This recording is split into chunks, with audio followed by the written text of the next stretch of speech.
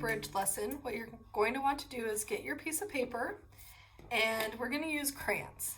If you happen to have something like oil pastels at home, these will work really, really great.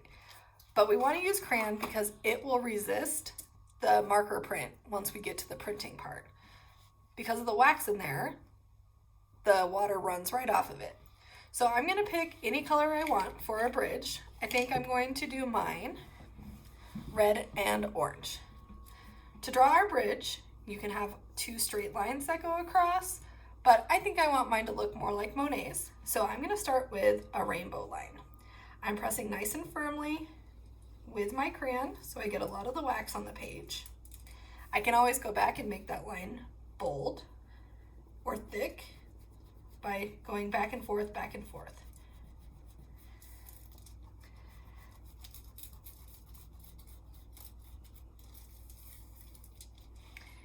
Then I'm going to draw a second line that matches that.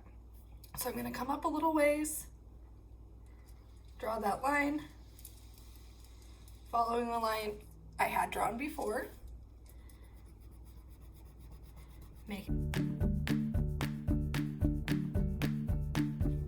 Then you can add the rails on the bridge. So I'm just going to use a straight vertical line to do that, top to bottom.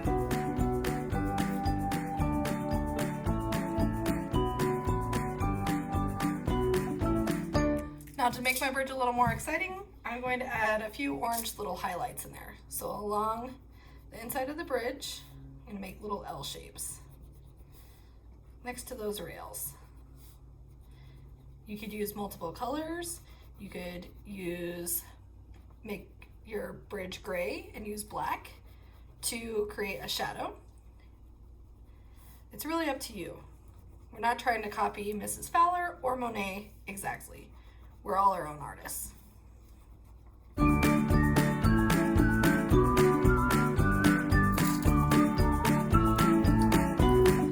So next what I'm going to want to do is I'm going to add some of the details in the pond in Monet's garden. So you might want to draw lily pads or cattails, any kind of tree branches type of thing sticking off the sides here would be great too, but we want to fill this with some details. If you're drawing a lily pad, I like to mix some up, some with flowers, some without. If I'm drawing one without a flower, I'm going to take green. I start with the letter C, and then I put a letter V on the inside of it. It almost looks like a little Pac-Man. Then I can color that in. If you want to keep it really simple, you can even draw an oval. Those ones might be good for the ones with the flowers on top. If I'm going to add a flower for my lily pad, I like to start with that first, and I kind of just make a little zigzaggy shape. Then I can put the lily pad right underneath that.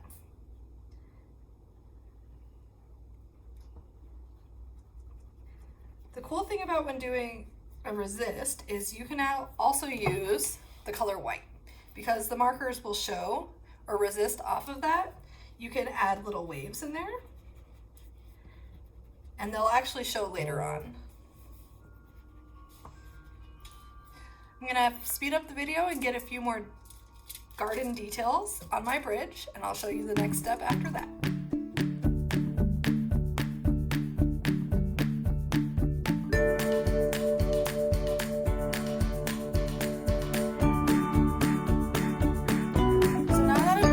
My details drawn with crayon for my Monet Bridge and the garden and pond. What I'm going to do next is put this aside, and it's time to create our printing surface. So with a washable marker, you're going to color all over the aluminum foil. I am going to use the cool color markers just because they make me really think of a watery surface. I don't need to be worried about coloring any certain pattern or design. I don't have to do certain shapes for this. I can just color all over the place. Now, your hands are oily, so if you've touched your aluminum foil a whole lot, you might have a fingerprint or two, but that makes yours a little more interesting. If you don't want those fingerprints, make sure you try just to touch the edges of that aluminum foil. I'm gonna get my foil all covered and show you guys how to make this fun marker print next.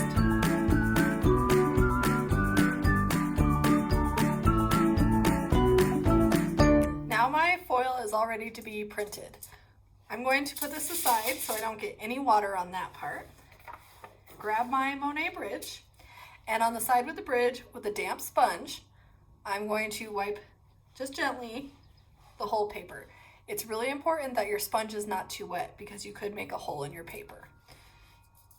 So I'm just going to gently hold my paper and wipe it so it's damp, trying to make sure I get the entire piece of paper covered with a thin coat of water.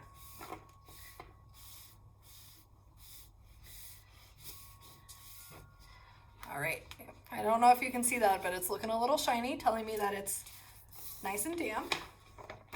What I'm going to do now is pull back over that aluminum foil, and I'm going to take my paper and I'm going to rest it onto the foil. I'm going to try not to wiggle it because we don't want it to smudge and smear. Now you're going to notice that I colored a little bit bigger than I needed to, just to be sure that I had enough color to go on my page. Then I'm going to slide my hand under the foil, keeping them together, flip it over. Oops, I got a little on that side. I'm going to gently just give this a massage. You want to try to make sure that you get every part of the paper covered with the ink, in our case marker, so you don't have big white spots, because you can't really go back once you have it on the foil there. Boys and girls, if you want to do an ABC back rub and sing through the ABCs a few times to make sure you get it rubbed all the way, that's also a good strategy. And hopefully you all remember what that means. Okay, now to reveal our print.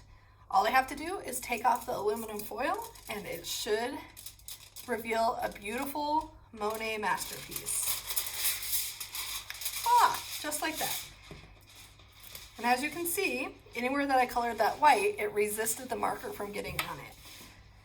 My bridge is also clean, you can see my details, and we have our own Monet masterpiece. I can't wait to see what you create, and make sure you email me your beautiful creations. You can also text it to me on Google Voice. Have fun, and I can't wait to see what you make. I had so much fun making that Monet masterpiece that I thought I'd try again, but this time with the oil pastels.